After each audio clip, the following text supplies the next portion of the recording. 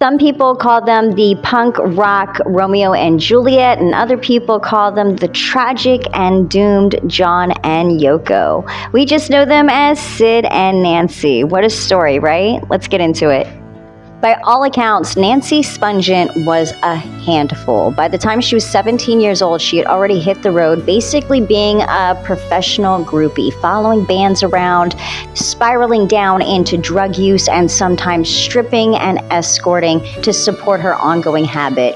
At some point, she's in London and she meets with Sid Vicious from the Sex Pistols, and the rest is history. At some point, they're in New York City, spiraling down. At this point, Sid Vicious is no longer with the Sex Pistols, and in fact had just released his version of Frank Sinatra's I Did It My Way. Apparently, he had received about $20,000 in royalties, and they had holed themselves up at the Chelsea Hotel in New York City, an infamous hotel, by the way, that a lot of artists and rock stars had stayed in previously, but over time became more known for drug use and things of that nature.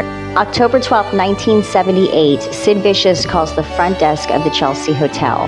Nancy has been stabbed one time in the stomach and is found under the sink in the bathroom. Sid is found by police wandering the hallways and covered in blood, and apparently in a drug-induced stupor makes a confession saying, "I did it because I'm a dirty dog."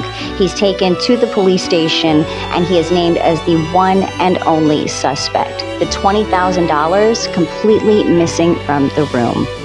So the only basic timeline of events is given to police by a man named Rocket's Red Glare, who is Sid and Nancy's drug dealer.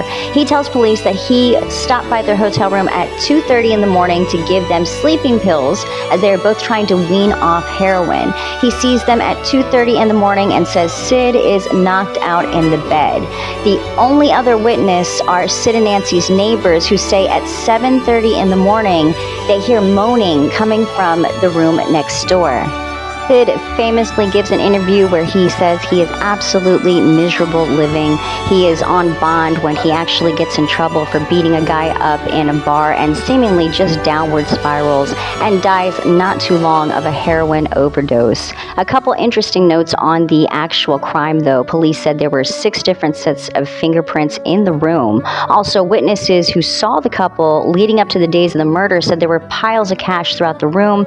None of that cash was ever found, and the coroner had said it would have taken Nancy at least 3 hours to bleed out. So did Sid kill her, or is it just a tragic case of a robbery gone wrong, or just a tragic graveyard love story?